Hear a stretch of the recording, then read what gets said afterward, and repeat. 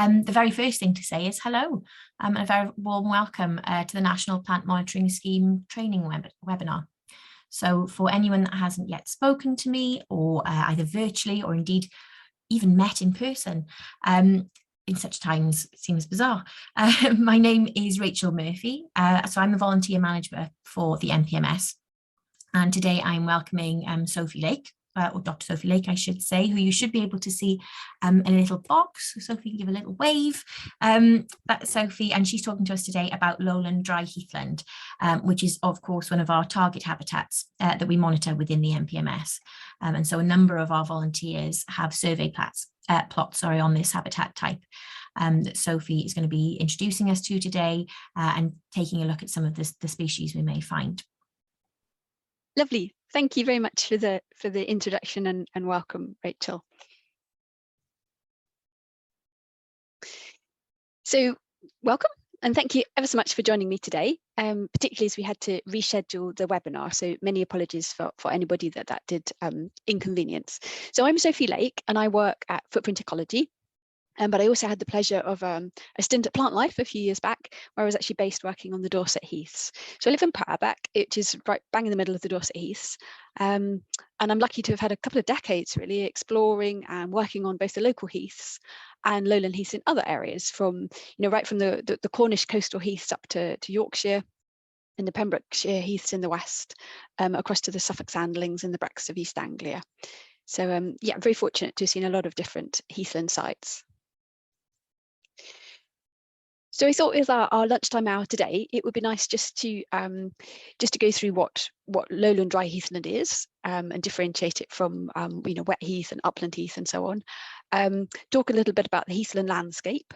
I thought context is always interesting, so I thought a little bit about the history and in fact the prehistory of heathland and how it developed, before going on to some of the key indicator species, which is pretty easy for heathland, so that's good.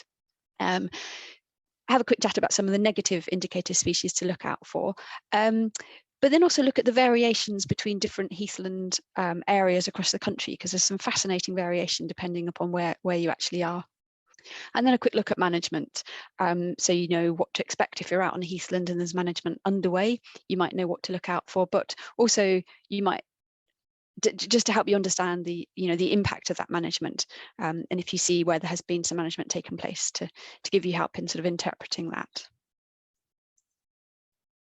So starting off with what is lowland dry heathland. The name heath comes from an Old English word meaning untilled land or uncultivated land. And heathland has historically, it's been seen as wasteland, which really probably hasn't helped its conservation very much. It tends to be found on nutrient poor, quite acidic substrates, although not always. And these are usually sands and gravels, although again, not always. And these favour the growth of dwarf shrubs, and this is particularly the heathers and the gorses and things like bilberry. So the things that are low growing but do have woody stems. Heathland can also be found on clay and also on slightly peatier substrates as altitude increases. And I'm talking about lowland heathland here rather than upland. So generally, activities such as grazing, livestock grazing, prescribed burning, intentional burning, and cutting to prevent the succession to woodland habitats is why lowland heathland is considered to be a semi-natural habitat rather than a natural habitat as such. It always needs some kind of intervention to stop the natural succession from taking place. Now, most upland heathland is also semi-natural, although montane heaths, so the very highest, over about sort of 700 metres or so, and also maritime heath by the coast are largely maintained through exposure and don't actually require human intervention, or at least not to prevent succession. So lowland and upland heathland exist on a spectrum, which means, of course, there are transitional areas, and sometimes it can be a bit hard to say whether you're in one or the other. But I think it is useful to differentiate the two. The uplands generally support a different vegetation or several different vegetation communities. They're a lot wetter and they're cooler, and of course they're more exposed. Interestingly, they also experience different management issues. many are in fact overgrazed, and I would argue overburned, for example, due to grouse moor management. And for clarity, I often refer to heathland in the uplands as moorland. But of course, you have to bear in mind that this also includes upland acidic grasslands, upland rush pastures, and blanket bog and other wetland types. In terms of the difference between wet heath and dry heath, wet heath is of course wetter, and there's already been some really good NPMS webinars on both wet heath and bog. So I definitely encourage you to go pop onto the YouTube channel or do a search in Google and check those out, because they're really, really interesting. The wet heath vegetation does have the potential to be a little richer. And I think if you're out on a heath, it's always worth investigating, whether you're in the uplands or the lowlands. And wet heath typically will support cross-leaved heath with papal moorgrass and deer grass and sphagnum mosses, in contrast to the dry heath. In terms of altitude, the kind of the accepted limit is about 300 meters, but that is very variable. And as we'll see a bit later on, sometimes we find what would be described as lowland heath, upland heath with lowland in the lowlands, with sort of transitional characteristics.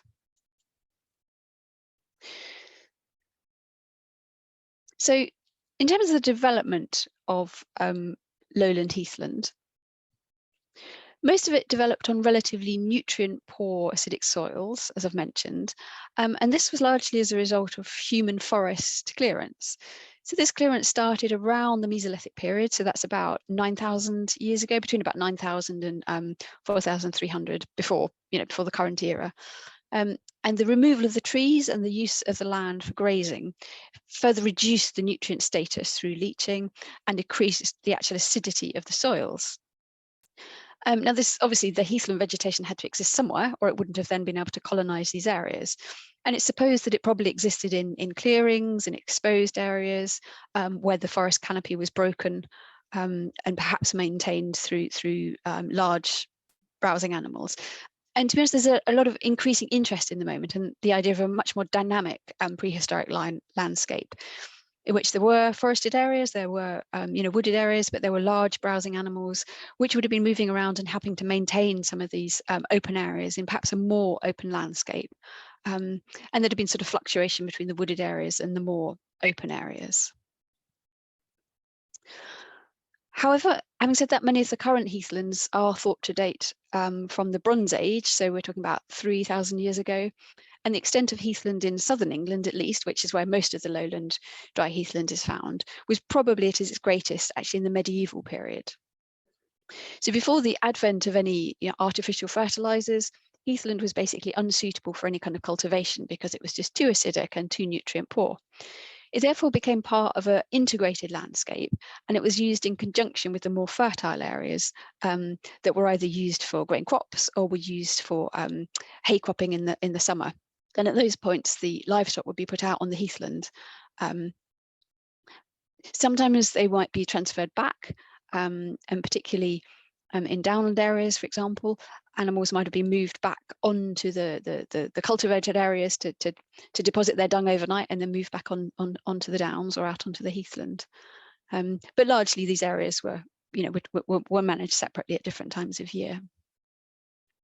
But they weren't just used for grazing. Well, they weren't just used for grazing livestock. They were also used for grazing any of the animals that were used around the farm. There'd have been obviously a lot of horses and ponies and donkeys, and these would be put out on the heaths as well as cattle and sheep, and also in some areas pigs. But the heathlands also provided loads of other materials for the subsistence agricultural system, and these included, for example, bracken. This was used for livestock bedding. Also, the ash is used for soap making. Gorse tended to be milled for livestock feed, and also the woody stems are cut for bread ovens because it burns really hot. In fact, I've got a friend today who's got a pizza oven in his garden and is always on the lookout for gorse stems to heat it up. Heather was cut. A lot of it was for thatch, for the surrounding cottages, but also it was used on building sites because a lot of the big buildings, they were built in stone with lime. You can't use the lime in the winter because of the frost. And so In the winter, they'd had to stop the walls as far as they got, and I know this was the case of some of the cathedrals, and then they would thatch them with heather until the spring. The heaths were also used for extracting sand and gravel, used for building, and clay, both for building and for pottery. And in wetter areas, the peaty turfs were cut for fuel to be burnt. So these heaths were really busy, well-worn landscapes. There was lots going on. They'd been crisscrossed by bear tracks and quite sort of pockmarked with bear areas from the different activities. So recently, that's changed a lot, and we've lost, around 80%, or if not more, of our lowland heathlands. And this is a result of changes in land management, which resulted in the breakdown of the traditional extensive agricultural system. The advent of artificial fertilizers meant that many heathlands were actually claimed for cultivation, ploughed up. And after the First World War, there was an emphasis on increasing self-sufficiency in timber. So many areas were afforested with coniferous trees. Later, vast areas were lost to urban development. This is a picture of housing on Camford, which is one of the very last areas of heathland to be lost to urban development. That's in the Bournemouth area. And other sites were also set aside for military training. As livestock grazing became less profitable, many heathlands were abandoned and gradually reverted to secondary woodland, generally dominated by birches and often pines, also from the nearby forestry plantations. This is in quite stark contrast to the uplands, where changes from mixed farming to sheep farming from the middle of about the 18th century resulted in these really brutal restructuring of the local communities and the loss of the local communities from the land. At the same time, the rise in shooting estates meant that burning became more widespread, and this is to create the fresh shoots for red grouse. And together with increased grazing pressure, which was greatly inflated by farm subsidies, this has led to the conversion of heathland to grassland. In addition, huge areas were engulfed by forestry plantations in the 20th century, similar to the lowlands, but more so, aided by tax breaks. So currently, heathland management seeks to emulate some of these agricultural practices that once maintained the heathland. So in addition to the reinstatement of grazing, bracken is cut, sometimes sprayed. Gorse scrub tends to be cut to reduce its spread and also to make sure that there's a variation in the age of the gorse, with both young and old gorse.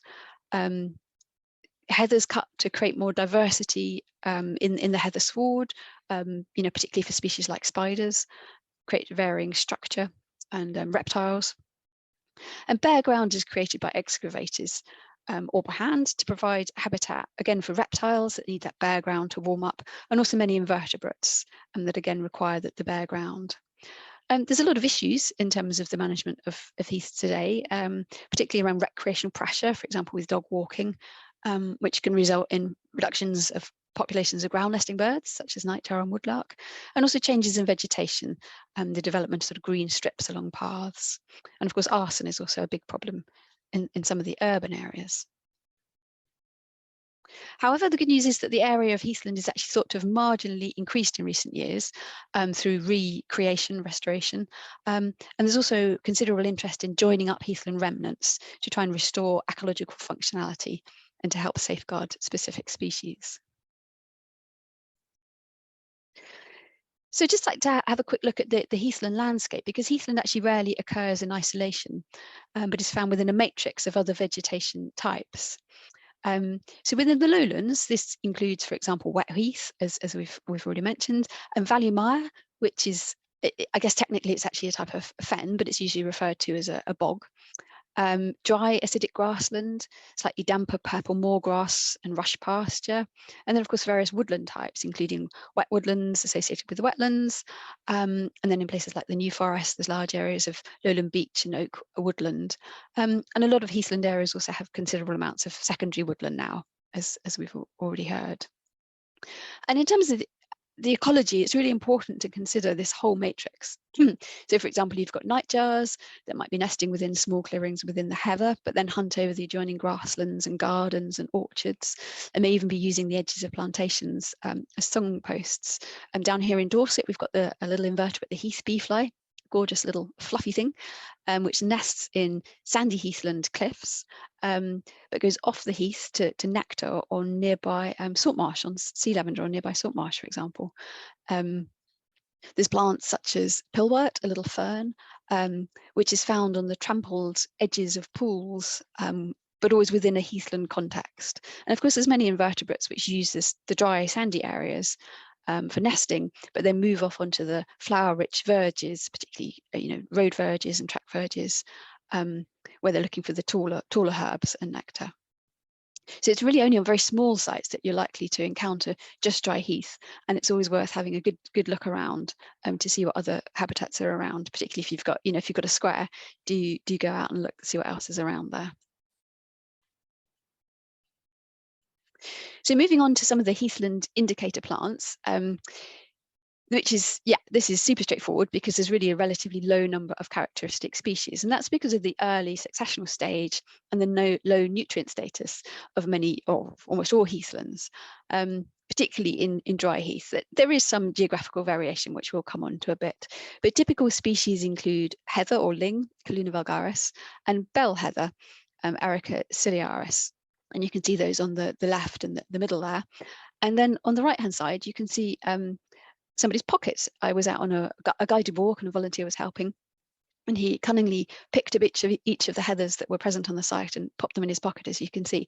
But it's a really nice way to see the differences. So you can see the bell heather on the end, and then in the middle is the cross-leaved heath, which is the wetland species, and then out on its own there is the Calluna, just the ling or heather, just a simple strand there. And then right on the edge is the Dorset heath, which is a speciality of down here in Dorset, which is rather like the cross-leaved heath, the wet one, but taller and more sort of magenta colour and more inflated bells. But that's not a dry heath species, so I'm just getting a bit sidetracked on that one.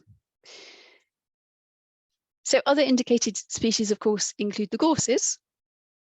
Of these, European gorse is the largest, and that has fiendish, really deeply grooved spines. It can grow to, up to a couple of meters at least, and is quite widespread. You find it on more limestone sites as well. Western gorse, which is seen on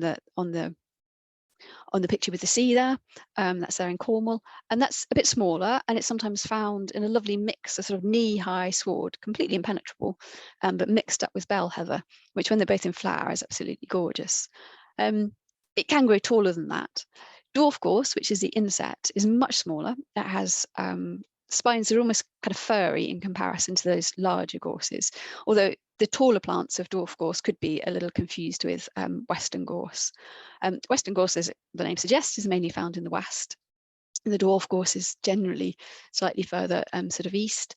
And in fact, where I'm based here in Dorset, the Pool Basin area is the main area where those ranges do actually overlap. So we can easily see any of the three species here. So moving on to some of the typical herbs of heathland. These tend to include quite small species. Here we've got the tormentil, the lovely yellow plant, and that's one that you can either find scattered throughout the sward, or sometimes you find a slightly grassier edge to a track or a bank, and you can actually get quite a thick sward.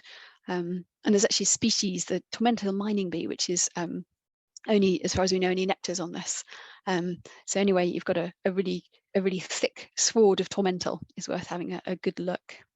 There in the middle, we've got common milkwort. You get both common milkwort and heath milkwort on heathland, and again, you tend to find that kind of scattered throughout the sward rather than in a big chunk. And on the end there, we've got the heath bedstraw, and that's quite an easy one to distinguish from the other bedstraws because it is very small. The leaves are quite a tight rosette. They're very dark green, and they have the little spiky tip, the monkronate tip, on the end of them. So that's a quite an easy one to identify. And each of those three, they're all NPMS indicator species for heathland. There are, of course, a few other species. common mouse here, for example, and these are occasionally seen in lowland dry heath.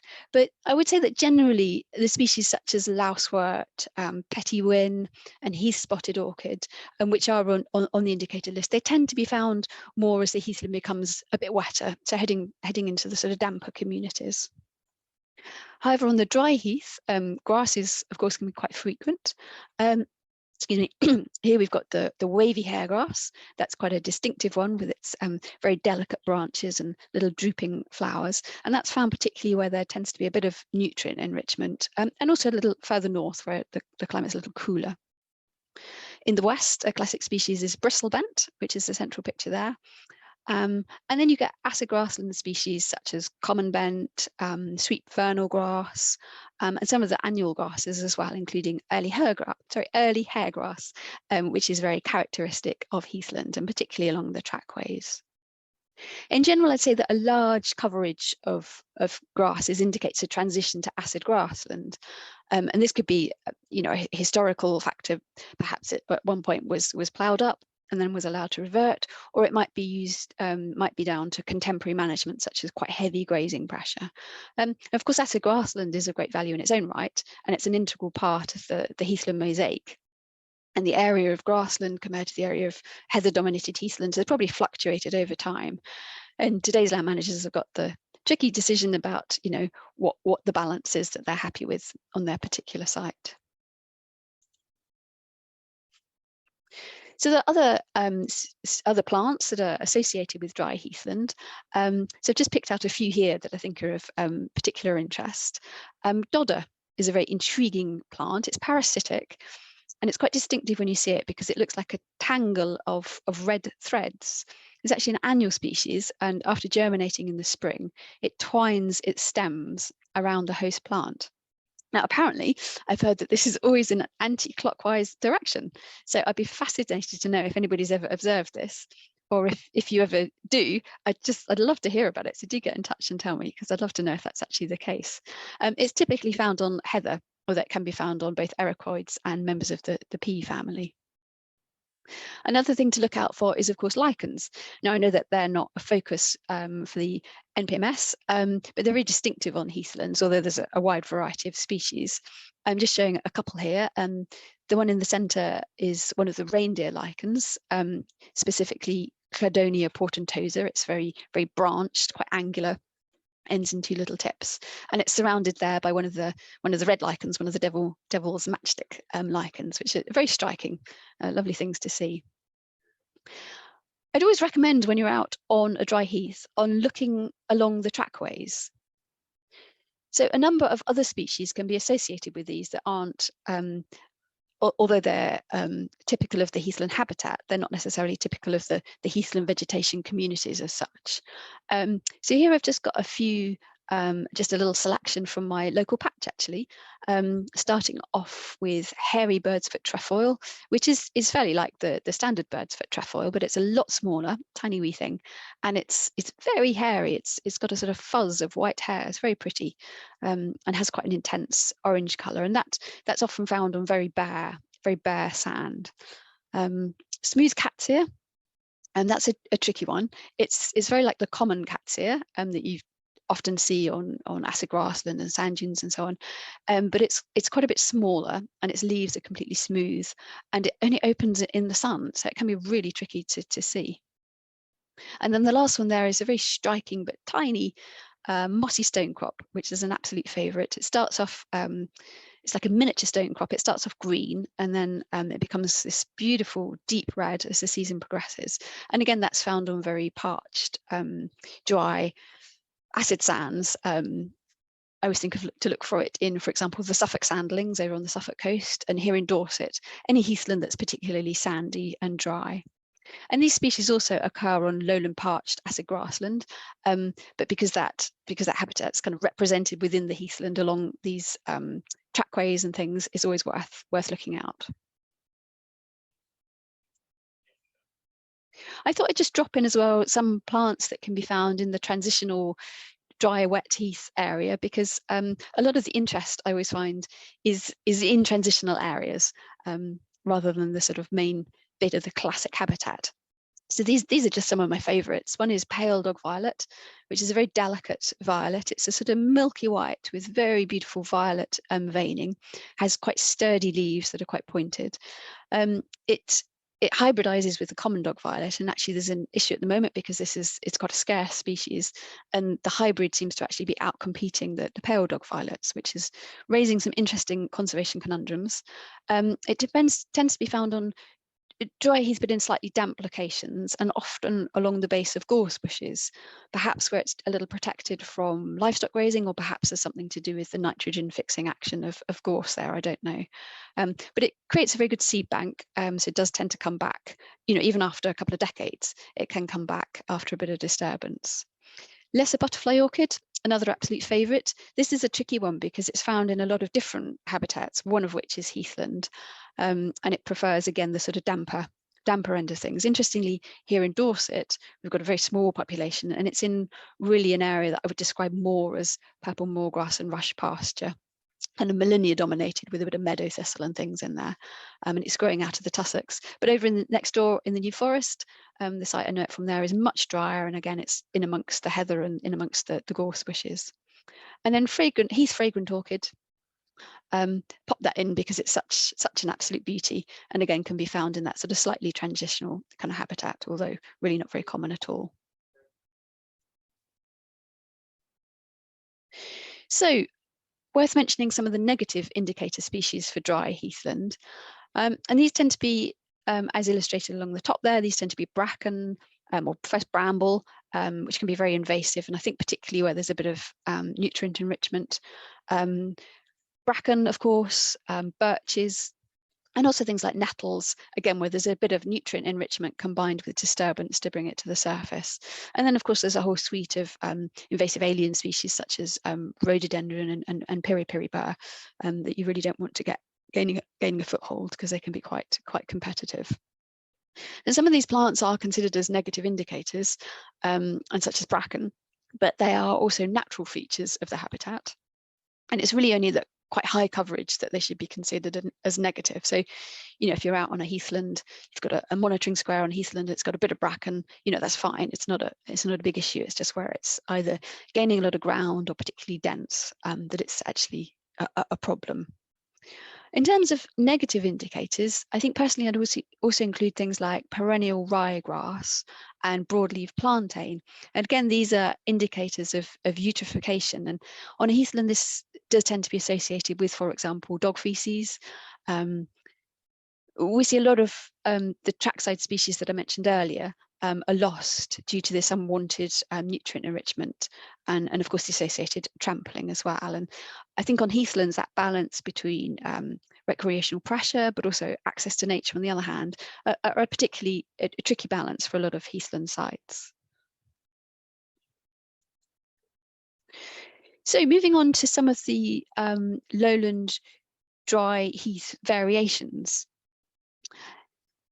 Dry heath is not the same in different situations, and it's not the same in different parts of the country. And these are actually some of the most interesting communities, I think, because they're all a bit different and they're all a bit quirky. And so I think if we start off with maritime heath, together with montane heath, as I mentioned, this is perhaps the only truly natural heathland, as opposed to being semi-natural in the UK. And the natural process of gradual succession to scrub and woodland is permanently interrupted by the effects of exposure. Obviously, in this case, maritime exposure, wind and salt-laden wind from the sea. This is a particularly lovely example from Agnes in the Scillies. And it's generally found on quite sloping ground, either just on the very cliff top or very near the sea here, as here. And it can include quite a variety of other species as well, such as squills and things like hairy greenweed. So if you're on the coast and see a bit of maritime heath, it's definitely worth investigating. Of course, it can just sort of seamlessly merge into lowland heath as well. Another coastal type of heathland is dune heath. And this develops where the rainwater has leached the nutrients out from stabilized dune grassland. And it does occur on naturally acidic sands, but also on sands derived from shell fragments, which would naturally be more calcareous, but have leached over a long time. And it's often found towards the back of the dune system. Inevitably, if you've got an active dune system that's building towards the sea, it's going to be at the back where it's more unstable. And there's often a bit of a less natural succession to golf course behind the heathland. And the picture there is a classic example from Studland on the Channel coast. And this kind of dune heath doesn't tend to be particularly species rich. It tends to be dominated by ling heather, kaluna, but also with a bit of bell heather. And it'll have some of the sand dune species as well, such as sand sedge and marram grass. I haven't got a picture here, but shingle heath is another fascinating coastal heathland variant. It tends really just to be found in the very largest shingle expanses, coastal shingle expanses. So for example, Dungeness or Spey Bay up in Scotland. And it tends to include a kind of mixture of lichen-rich grasslands and heather, perhaps some other species unexpected in the context of heathland, such as false-oak grass and maritime species such as sea campion. So fascinating. So if you're ever on one of these really big shingle beaches, always worth a good look around for some shingle heath where the shingles become more stabilized. You also actually get a kind of riverine shingle heath. This is much more rare, which is only really found in the actively braiding river systems, of which we have so few nowadays, and they're just in Wales and Scotland. So moving back inland, Brackland lichen heath is a rather special type, and sometimes this actually is included within grassland, and it's often called grass heath, but I couldn't resist popping it in here because it's really interesting. So here in the sort of Brackland area of East Anglia, there are windblown sands that have accumulated over chalk, and these are such poor soils that they were cultivated in rotation. And once one patch had been exhausted, then the next patch along would be cultivated, and an area the first area left to go back to heathland. And I think brack actually means an area of heathland that's broken for rotational cultivation. These areas were also used for rabbit warrens because they were so well drained, and a combination of a very intense rabbit grazing plus sheep grazing maintained very short, sparse swards in which lichens flourished, as well as a whole raft of the Brackland rare flowers. So these can support both acid and lime loving communities. And there's parallels, I think, here with chalk heath. I don't have a picture of chalk heath just up on this slide, but that's found sort of scattered around. A classic example is Lullington Heath in East Sussex.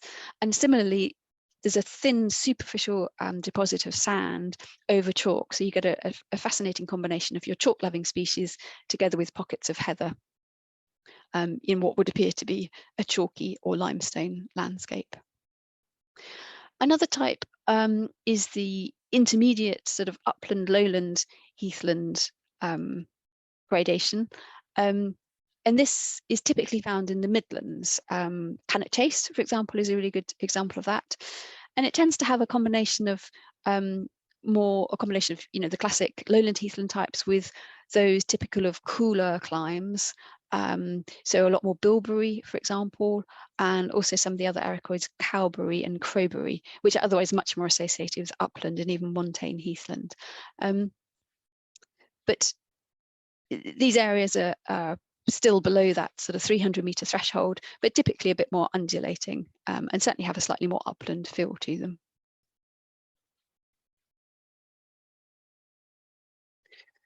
So just a couple of other interesting variants or different types of heathland. One of those is where you get montane heath species in heathland that is, again, it's below that sort of threshold of 300 metres, but actually it's upland or even montane heath. And there's a picture here of mountain avens, which is flourishing due to the low temperatures and the maritime exposure, something that's usually found right up in the mountains, but is actually right up here in the north of Scotland and Dungeness, found right down at sea level. Next to it, we've got a curious example of heathland, again at sea level. This is Dunwich over in Suffolk. and these are the soft eroding cliffs of Dunwich Heath. And you can see here that the heathland on top of the, right up on the cliff top, has slumped down the cliff as it erodes. This is an whole eroding system. And here it's actually found growing side by side with classic shingle strandline species such as yellow-horned poppy and sea kale, which when you see it is such a surprise to see those different kind of species growing together like that. So it's always worth looking in odd corners. You never know what you're going to find. So just a word about heathland management. And apologies, I appear to have lost a couple of the pictures there. Here they come. Lovely. So you're likely to encounter both management taking place while you're out and about if you're surveying on a heathland square, and also potentially the immediate effects of heathland management, which, it must be said, can look quite drastic in the short term. So as discussed previously, most heathland is semi-natural, and therefore some kind of intervention is needed if it's not to succeed to more mature communities, with the resulting loss of some of the typical, or most of the typical heathland species. So most heathlands that are under kind of conservation management are subjected to a whole range of different management types. Now, very occasionally, such as in the New Forest, these still actually tie in with the pastoral economy of the area. So in the New Forest, there's considerable extensive livestock grazing. There's also prescribed or controlled burns taking place, specifically to try and increase the amount of vegetation available, the soft, succulent new vegetation available as an early spring bite for the livestock, or later throughout the year indeed as well. But that is really rare, and most heathland management now takes place very specifically with the intent of maintaining the habitat and the species, not part of a pastoral economy. So the first slide at the top there shows a contraption which is actually cutting out turfs of heather, and these are being taken off to do some heathland restoration on a golf course. But the resulting area of bare ground provides really good habitat for many of the invertebrates that require the bare ground that would once have been created just a result of how the heathland was being managed, not intentionally, but just as a side effect of how heathlands were used. And we've got burning, which can be a little bit more contentious, and obviously in the uplands is seen as a really serious problem.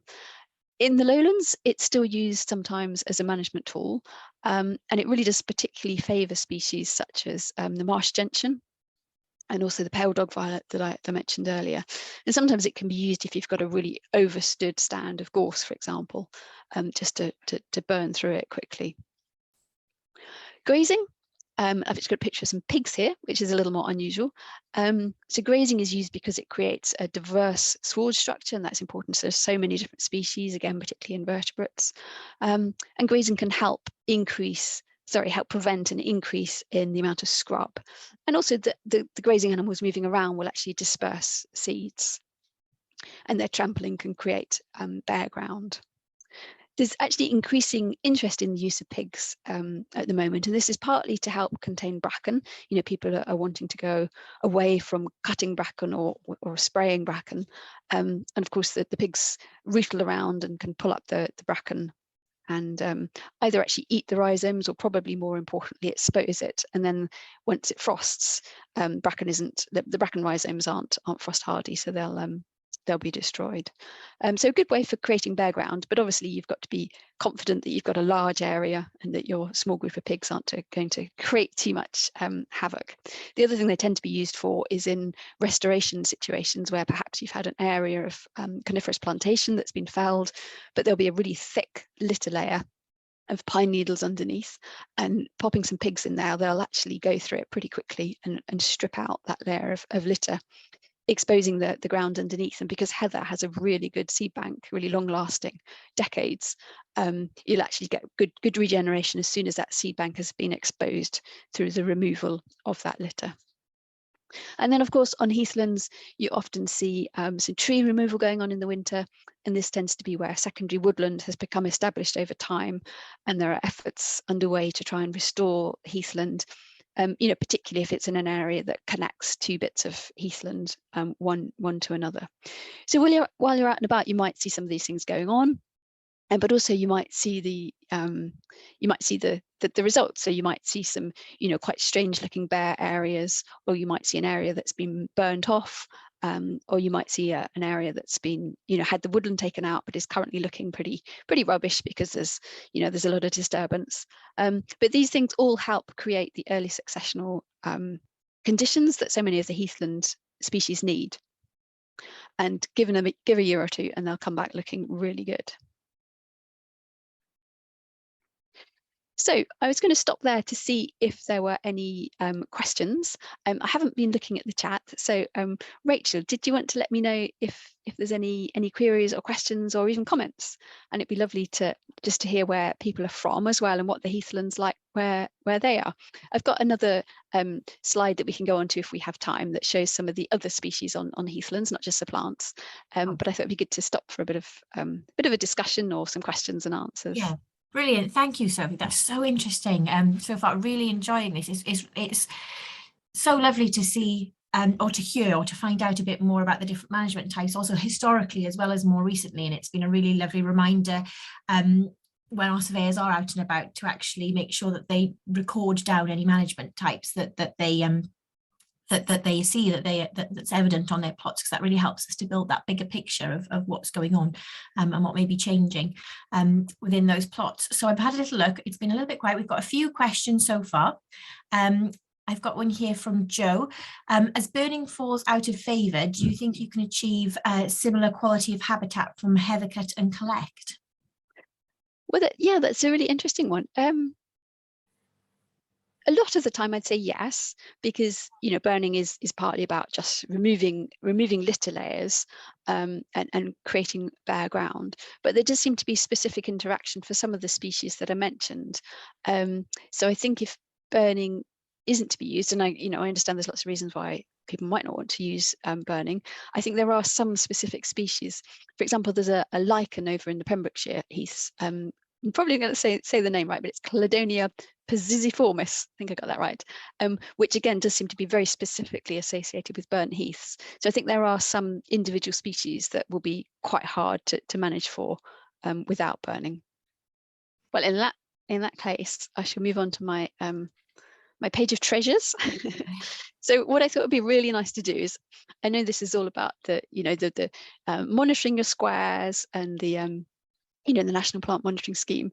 But while I was working for Plant Life actually on a project in the Dorset Heaths, and we were undertaking various management interventions, but we were also running quite a big volunteer recording program. And we had volunteers going out each week throughout the year as much as possible, actually. And we tended to be looking for very specific species, or sometimes doing specific vegetation surveying, but a lot of it was species focused. And you know how it is, you go out and you're looking for your species where it should be, but the weather's not quite right, or you don't find it, or you're looking for places where it could be, but you don't know if it is, and you don't find any, and it gets very disheartening.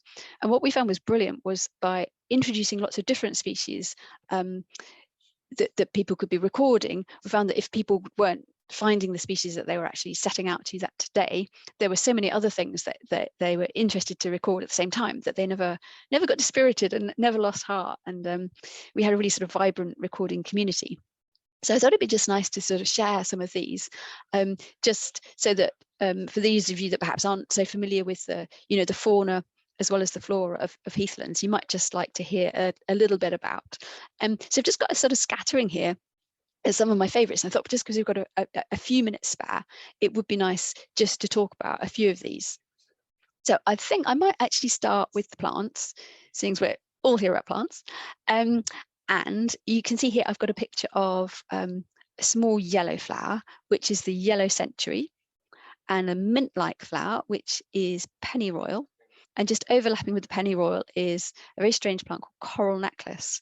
Now, these are really interesting because they're found on Lowland heathland, and they're not found within wet heath. So if you went out onto a lovely bit of wet heath with your cross-leaved heath and your purple moorgrass and your deer grass and bits of sphagnum and perhaps even some sundews and the odd bit of white beak sedge or cotton grass or something, you wouldn't find these species growing in amongst them. But where you would find them is where you've got a trackway that is perhaps crossing the wet heath, or perhaps you're still in a dry heath area, but you've got a trackway that's very heavily rutted and heavily disturbed. And these are all quite scarce species. They're all priority species actually, and they're all found on these wet, disturbed trackways, not entirely exclusively, but almost exclusively.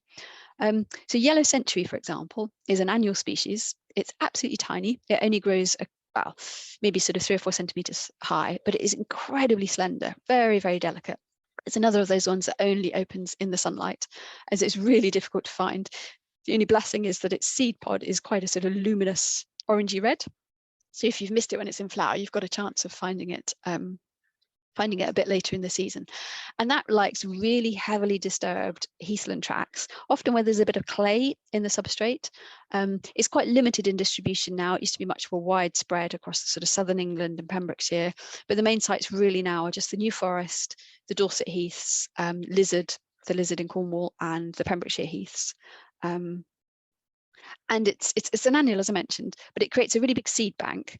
So once there's been a big disturbance, like, well, these days it would be like a timber lorry going through or something like that, or tractors for heathland management, the seed bank is exposed and it flourishes for a few years, but then gradually declines until actually it's sort of grown over a bit too much, and then it vanishes away until that disturbance brings it up again. And it's a fascinating species from the point of view of conservation, because how do you conserve for a dynamic species that needs to move around the landscape if it's not adequately connected? So that's a really interesting one.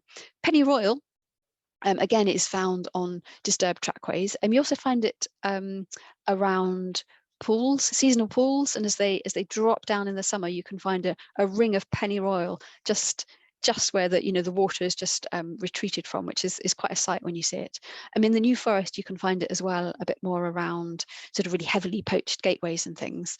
But where I am in Dorset, it's almost entirely on heathlands that have been had quarry works, excavated areas for quarry works, and it seems to be entirely dependent on those quarry lorries coming and going, and I guess also dispersing it along the trackways.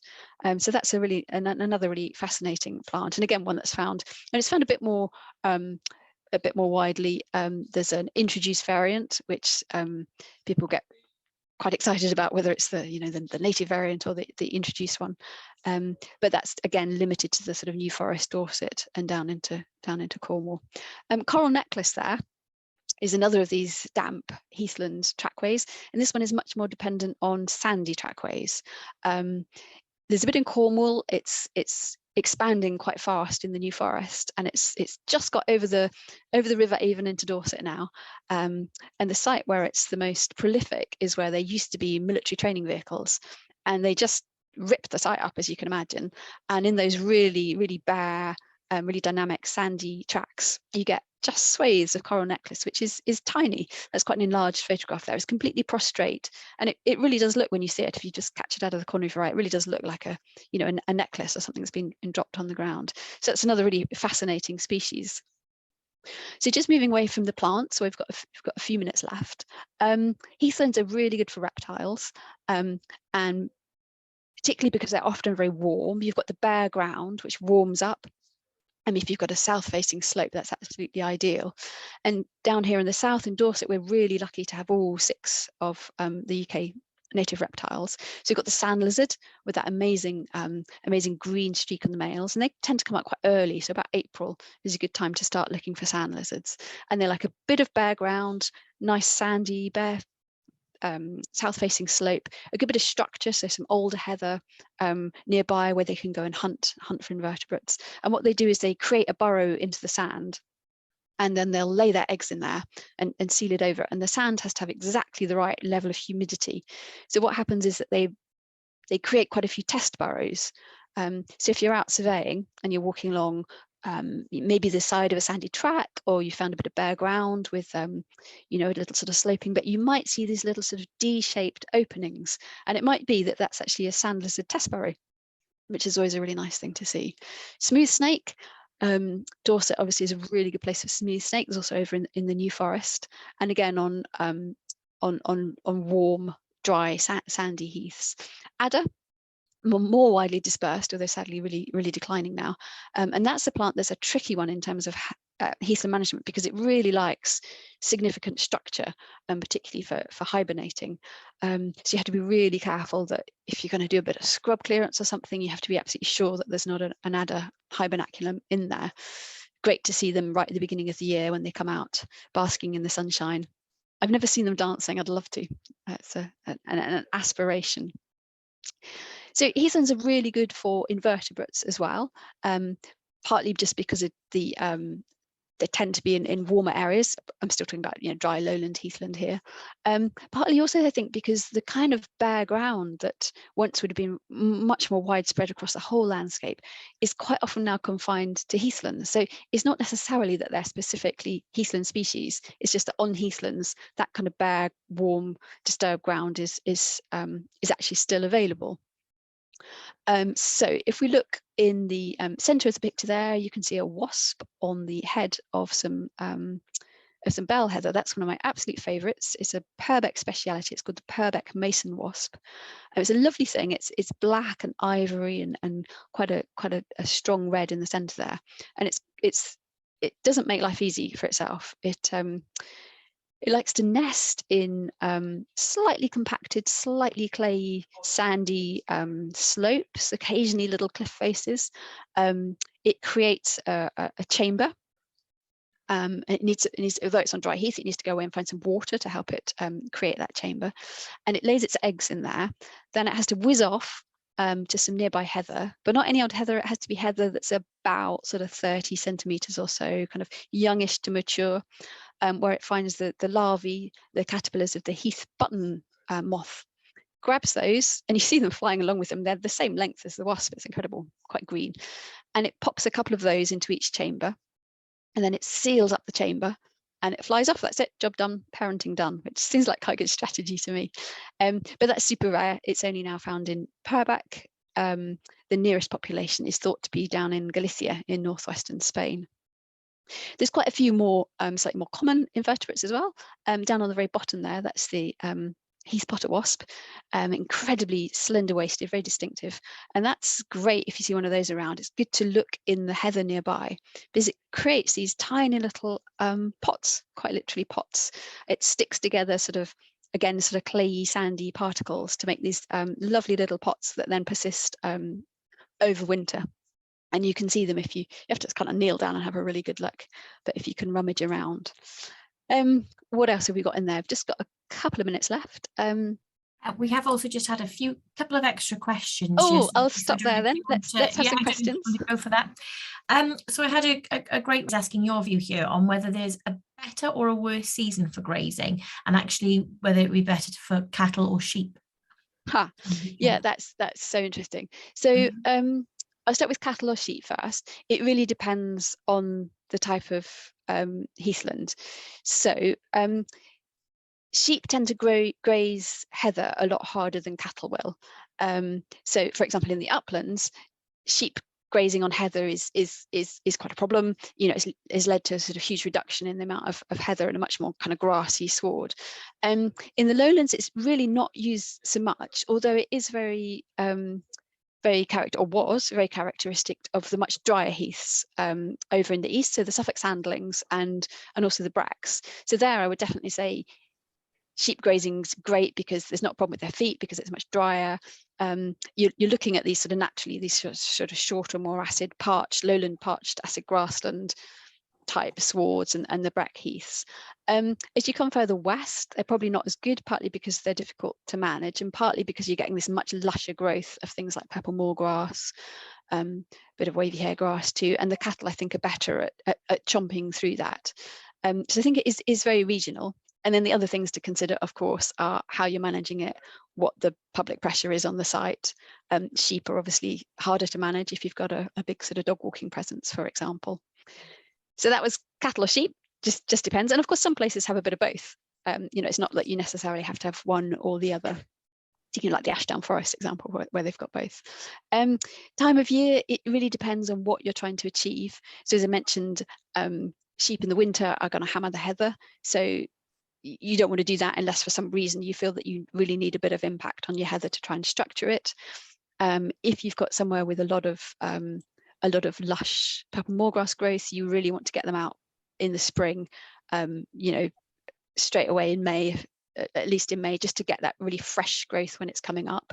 Then it depends what you've got going on your site, because the livestock will move around according to the weather, according to the different habitats. So, for example, if you've got a site that's quite heathery but got grassland as well, they'll perhaps be on the grassland while it's still green, but then when that burns off, like particularly like this year, they'll then move off into the heather.